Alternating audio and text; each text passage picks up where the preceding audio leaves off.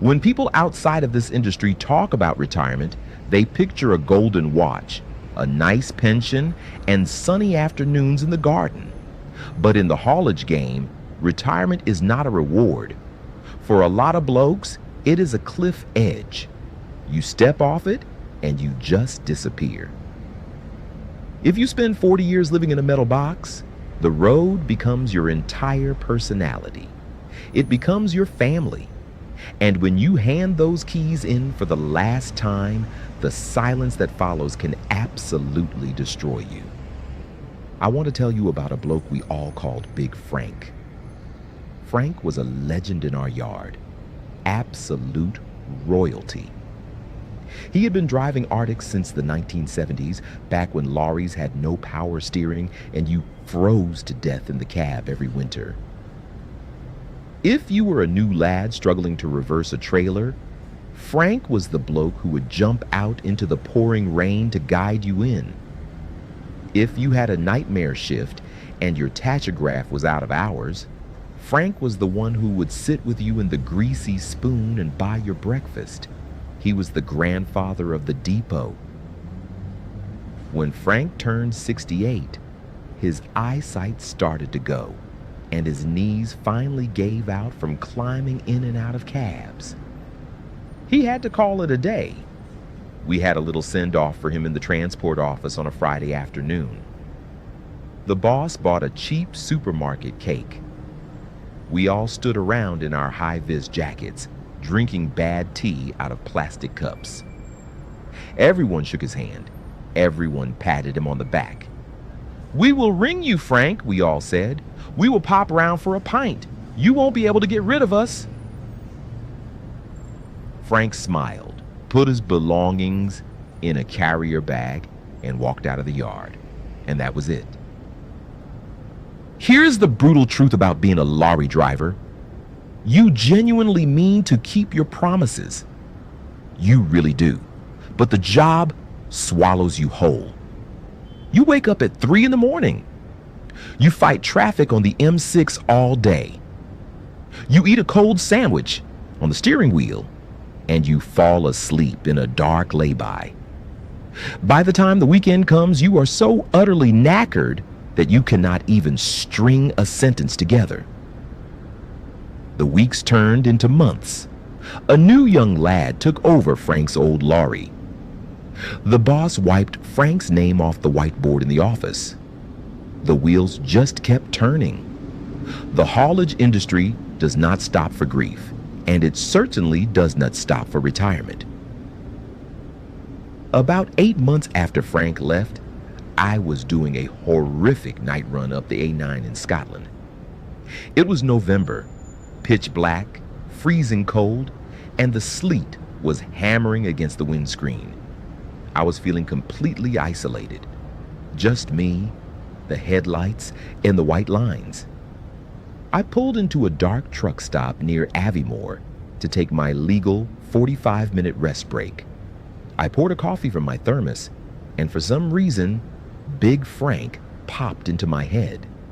I realized with a horrible knot in my stomach that I had not spoken to him since the day he walked out of the yard with his carrier bag. I pulled my phone out. I scrolled right to the bottom of my contacts. I looked at the clock. It was 8 in the evening. I pressed call, fully expecting it to go to voicemail. He picked up on the very first ring. Literally, the first ring. Like he had been sitting there with the phone in his hand. "Hello?" he said. His voice sounded smaller, thinner than I remembered. "Frank, mate, it's me," I said. "Just sitting up in Scotland in the freezing cold, wondering how the retired life is treating you." There was a long pause on the other end of the line. I could hear a clock ticking in the background of his house.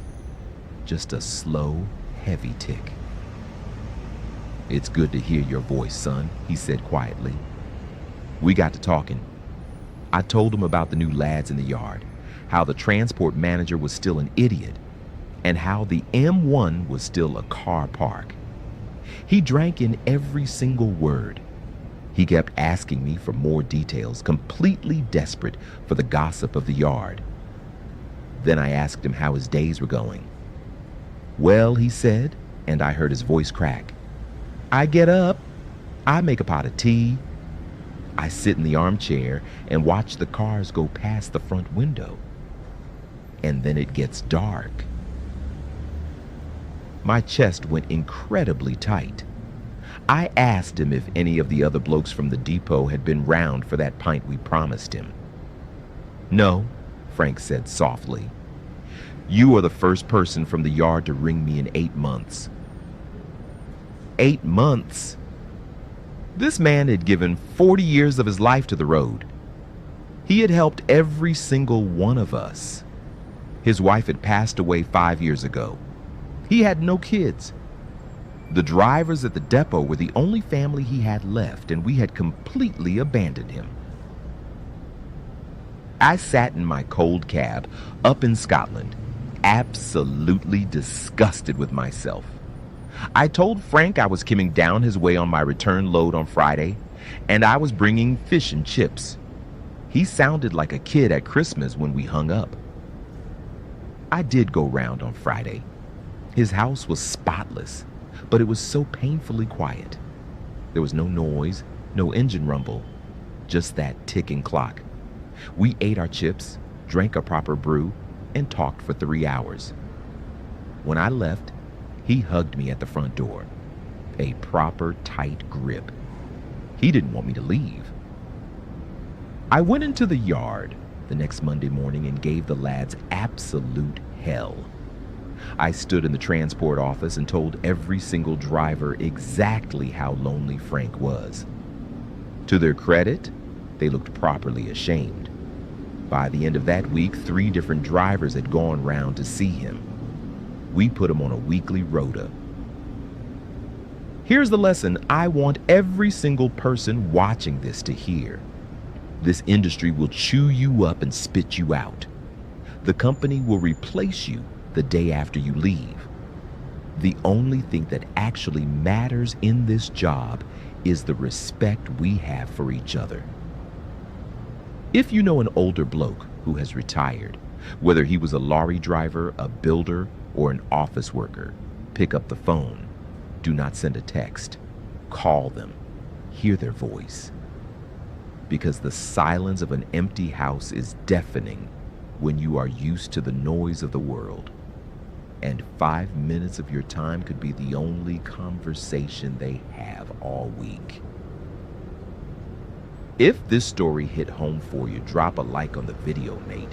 It means the world to the channel.